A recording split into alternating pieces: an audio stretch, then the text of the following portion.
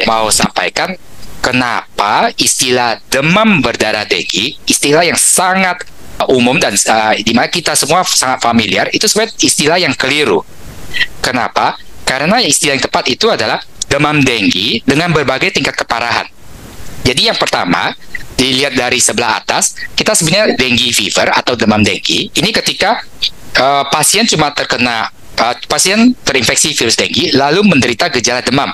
Lalu ada gejala lain tadi, misalnya gejala gangguan saluran pencernaan, nyeri-nyeri sendi. Dan mayoritas dari pasien itu di gejala ini. Mayoritas pasien di gejala ini.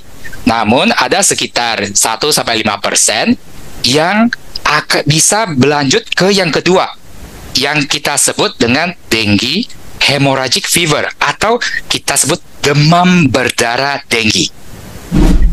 Kembali ke nyamuk Aedes tadi, nyamuk belang-belang tadi, penular virus denggi, dia sukanya air yang relatif jernih, yang kita sebut air bersih.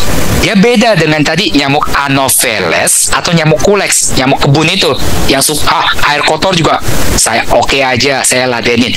Nyamuk Aedes pemilih, dia sukanya air yang relatif jernih, bersih. Airnya itu ada jamu, ada lumutnya. Ya. Itu juga dia suka nggak Aedes aegypti ini? Suka, Bu, selama airnya relatif jernih. Ya.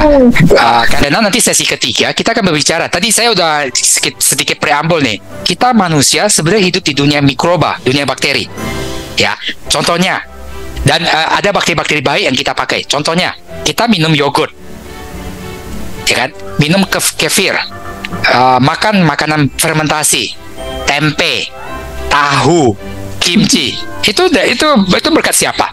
Kan berkat bakteri dan ada berkat jamur juga. Jadi bantuan mikroba itu membantu manusia, ya kan, untuk meningkatkan kesehatannya. Nah, bakteri Wolbachia juga dipakai dalam konteks itu, dipakai untuk meningkatkan level kesehatan kita. Ya, dan nanti akan saya jelaskan bagaimana caranya. Nah, yang sebenarnya saya mau sebelum kita mulai ke situ, karena tadi Bu Sri juga sudah mengajukan pertanyaannya. Ketika kita menggunakan Wolbachia, ada teknik Wolbachia di mana kalau kita menggunakan ini, kita bisa secara teoritis ya Bu, nggak tahu apakah akan bisa tercapai apa enggak, kita bisa membasmi nyamuk dari muka bumi ini. Ya, minimal nyamuk Aedes, minimal. Ya. Tapi biasanya selalu muncul pertanyaan gini. Biasanya saya tanya ke mahasiswa saya. Pertanyaan saya gini. Menurut kalian, kegunaan nyamuk itu apa sih? Ya, kalau kita bandingkan misalnya dengan kupu-kupu, lebah, ya kan, ya, burung, bahkan kelelawar, mereka membantu penyerbukan tanaman. Ya, tapi nyamuk apa? Apakah dia diciptakan oleh Tuhan cuma sekedar untuk menggigit manusia atau fungsi lain? Memang ada yang bilang dia bantu karena mengisap sari, ya, benang sari dari tanaman, dia juga bantu menyerbuki tanaman. Itu betul, tapi nggak sedominan fungsi kupu-kupu atau lebah atau serangga lainnya atau bahkan burung. Ya, itu satu. Yang kedua adalah kalau dia ngisap darah, itu kegunaannya buat manusia apa? Nah, kadang saya mencoba memancing curiosity dari mahasiswa saya, dan saya bilang, kalian pernah coba berpikir gak agak sedikit ekstrim? Dan saya memberikan referensi, ada satu buku judulnya Mosquito, dan di mana buku itu mengajukan satu hipotesis, nyamuk itu diciptakan kemungkinan sebagai alat Tuhan untuk mengendalikan populasi manusia, karena nyamuk itu menularkan banyak penyakit. Jadi dengan ada nyamuk, populasi manusia minimal dikit-dikit terkendali. Ya, terkesan kita agak bercanda dalam hal ini. Ya, dan saya mohon pemahaman dari ibu bapak sekalian kalau pernyataan saya agak terlalu kasar. Tapi waktu abad ke-16, 17, 18 ketika bangsa Eropa banyak migrasi ke Amerika, ke Asia, satu masalah besar yang mereka hadapi adalah masalah-masalah penyakit yang ditularkan oleh nyamuk. Terutama mereka yang disebutnya yellow fever. Itu banyak bangsa Eropa yang meninggal.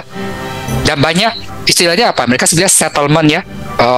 Desa, kampung yang baru mereka ciptakan dalam waktu setahun, 2 tahun hilang dari permukaan bumi.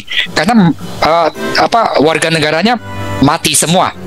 Karena gigitan nyamuk. Nah, akhirnya menunjukkan sekarang syukurnya untuk yellow fever ada vaksinnya. Makanya penemunya itu mendapatkan hadiah Nobel. Nah, tapi itu menunjukkan bahwa jangan-jangan memang benar ya hipotesis itu ya. Nyamuk itu diciptakan oleh Tuhan untuk mengendalikan populasi manusia. Siapa tahu. Nah, kalau tadi melanjutkan ke pertanyaan Bu Sri, ada impact-nya ke ekosistem nggak? Jujur pertanyaan yang sangat luas. Tapi saya sendiri tidak ada jawabannya, tapi ada satu paper pada tahun 2011 kalau salah atau 2012, ada paper yang mencoba mengulas itu.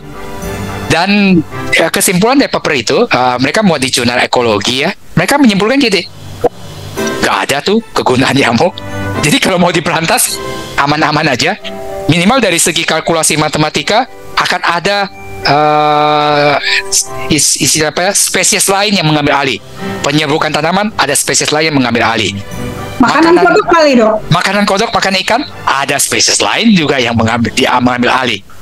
Nah, jadi kalau mau diberantas mungkin nggak ada impact-nya.